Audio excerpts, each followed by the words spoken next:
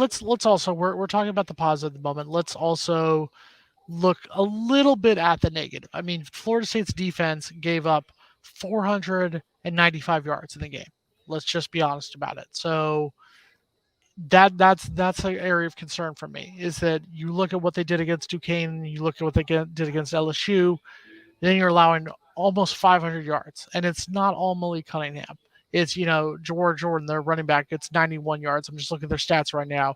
Amari Huggins Bruce, 61 yards receiving. Braden Smith, 50 yards receiving. So they had contributions in this game from other people. So that's my area of concern right now for Florida State is the defense. And yes, there were injuries. I mean, that's another area of concern is you're coming off a bye week and you lose different guys to injury. That's a concern I have heading into the Boston College game.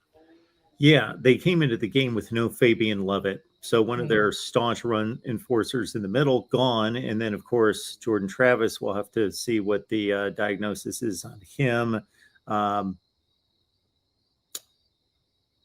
Tatum Bethune was lost during the game. Jared Verse, you mentioned, lost somewhere maybe in the second quarter, something in that range. Yeah, a lot of offensive linemen was lost during the game as well. Number 52 did not take note of that, but he was lost during the game as well. So, yeah, a lot of injuries there. But the big glaring issue in this game, and credit Malik Cunningham, but they could just not tackle the guy. He got outside to contain in the open field consistently, and they couldn't tackle him, whether that was in the open field or even in small spaces. They just had issues wrapping him up.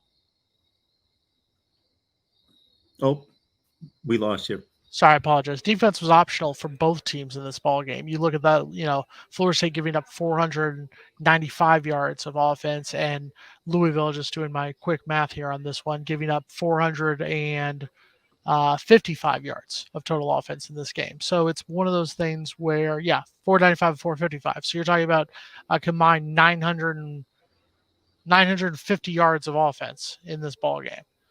I mean, it's an area of concern for me if I'm looking into the future. I'm looking at the fact that I think that this is a Florida State team that can beat Boston College. I don't want to get ahead of ourselves, but this is a team right now that on paper should be the favorite next week. I think they should be ranked heading into that Boston College game.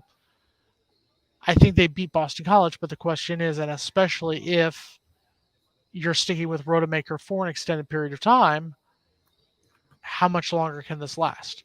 You've got a streak of games in October of Wake Forest, NC State, Clemson, Georgia Tech.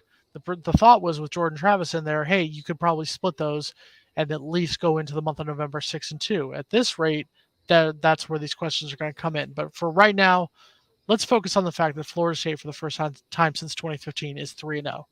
This is a Florida State, I will admit, I predicted before the season that we'd lose to Louisville in this game. And for a while there, I hated to sound like I was going to be right, but it looked like that way. But I'll stick with the word I said at the beginning, gutsy. This was the gutsiest Florida State performance I've seen in years.